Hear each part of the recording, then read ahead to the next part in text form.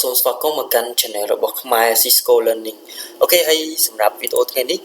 ខ្ញុំនឹងនិយាយតាក់ទងជាមួយនឹង introduction group of user អូខេអញ្ចឹងសម្រាប់វីដេអូមុនក៏ខ្ញុំបានបង្ហាញដល់អ្នកគ្នាផងដែរតាក់ទងជាមួយនឹង introduction group of user ប៉ុន្តែកាលហ្នឹងនៅក្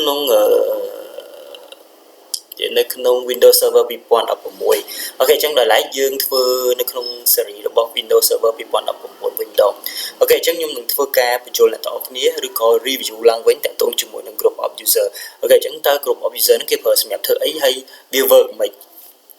អូខេអញ្ចឹងនៅក្នុង slide ទី2នេះគឺយើងនិយាយតាក់ទងជាមួយនឹង structure របស់organizational របស់យើងហើយនៅក្នុង structure របស់យើងមានgroup user យើងមាន user អីចឹងទៅអូខេអញ្ចឹង group របស់ user ហ្នឹងនិយាយស្រាប់ទៅគឺជា group តំណាងឲ្យ user ដែលយើងមានអូខេអញ្ចឹងធម្មតាពេលដែលនៅលើ AD យើងបង្កើត user សម្រាប់department មួយទៅណាអូខេអញ្ចឹងឧទាហរណ៍ថានៅក្នុងdepartment របស់ IT យើងមាន organizational របស់ IT មួយដែលខ្ញុំបានធ្លាប់បង្ហាញដល់អ្នកគ្នាណាយើងស្រួលយើងបង្កើត OU សម្រាប់ IT នឹងមួយដើម្បីងាយស្រួលក្នុងការដាក់ user ចូលក្នុងហ្នឹងឬមួយក៏ងាយស្រួលក្នុងការដាក់ group ចូលក្នុងហ្នឹងអញ្ចឹងពេលដែលយើងរក user ក៏ដូចជា group អញ្ចឹងយើងទៅរកនៅក្នុង OU មួយហ្នឹងវាស្រួលអូខេអញ្ចឹងដោយឡែកសម្រាប់ group of user ហ្នឹងគឺគេប្រើវាសម្រាប់ធ្វើអញ្ចឹងមានថាតំណាងឲ្យ user មួយដែលមាននៅក្នុង group របស់យើងហ្នឹងយើង add វាជា member របស់ group ហ្នឹងទៅឧទាហរណ៍ថាខ្ញុំលើកតាក់ទងជាមួយនឹងយើងចង់អាសាញ permission ទៅឲ្យ file server ណាមួយឬមួយក៏ folder ណាមួយឧទាហរណ៍ណាអញ្ចឹងមេដែលយើងចង់អាសាញ permission ទៅឲ្យ user folder ហ្នឹងបើសិនជាអ្នកគ្នាអត់បង្កើតគ្រប់ទេឧទាហរណ៍អ្នកគ្នាមាន20 user អ្នកគ្នាត្រូវ add 20 user ហ្នឹងចូលទៅកាន់ permission ហ្នឹងដើម្បី apply ទៅលើ folder ហ្នឹងអូខេអញ្ចឹងបើសិនជាអ្នកទាំងអស់គ្នាបង្កើត group មានន័យថាអ្នកទាំងអស់គ្នាគ្រាន់តែ add 20 user ហ្នឹងជា member របស់ group ហ្នឹងមួយហើយ assign ហើយនៅពេលដែលយើងបង្កើត folder permission យើងគ្រាន់តែ add permission នៅ group ហ្នឹងដាក់ចូលទៅក្នុង folder ហ្នឹងទៅអញ្ចឹងគឺចប់អត់ទេមិនថាយើងគ្រាន់តែ add តែមួយឯ group ឈ្មោះ group ហ្នឹងទៅ group ហ្នឹងគឺតំណាងឲ្យ user ទាំងអស់អូខេអញ្ចឹង group ហ្នឹងគឺទូនាទីវាគឺអញ្ចឹងគឺយើងប្រើវាសម្រាប់តំណាងឬមួយក៏យើងបង្កើតវាសម្រាប់ add user ចូលទៅកាន់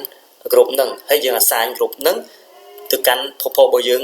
រៀងទៅរៀងខ្លួនទៅអូខេអញ្ចឹងនៅក្នុង group ហ្នឹងវាមានបែងចែកចេញជាពីរអូខេអញ្ចឹងវាមាន distribution group ហើយនិង security group អូខេអញ្ចឹង distribution group ហ្នឹងគឺគេប្រើវាសម្រាប់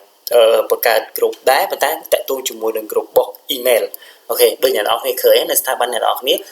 នាមាន group មាន email តំណាងឲ្យ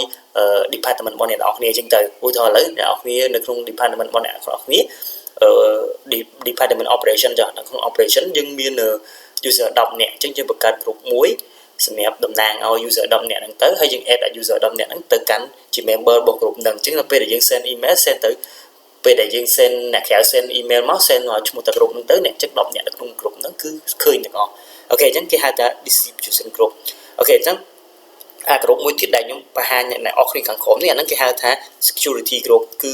គេប្រើវាសម្រាប់purpose តាក់ទងជាមួយនឹង security purpose វាសម្រាប់ assign permission ទៅឲ្យ folder ណាមួយហ្នឹងទៅអញ្ចឹងវាជាតំណាង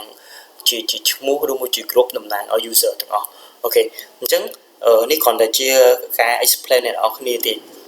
ប៉ុន្តែទីទៀតអ្នកនរគ្នានឹងកាន់តែយល់ពេលដែលយើងធ្វើ go through តាក់ទងជាមួយនឹង lab សម្រាប់វីដេអូបន្តទៀតអូខេអញ្ចឹង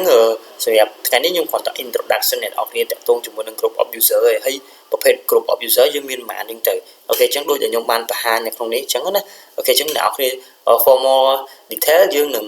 go through តាក់ទងជាមួយ lab យើងទាំងអស់គ្នានៅវីដេអូបន្តទៀតអូខេអញ្ចឹងសម្រាប់ថ្ងៃនេះគឺខ្ញុំសូមបញ្ចប់ត្រឹមហ្នឹងបើសិនជាអ្នកនរគ្នាមានចម្ងល់អីឬមួយក៏អ្នកនរគ្នាអាចធ្វើការ comment ហើយនៅក្នុង channel របស់ខ្ញុំឬក៏នៅក្នុងវីដេអូហ្នឹងទៅអូខេហើយកុំភ្លេចជួយ like comment ក៏ដូចជា subscribe នៅលើ channel របស់ខ្ញុំផងអូខេអញ្ចឹងសូមអរគុណច្រើន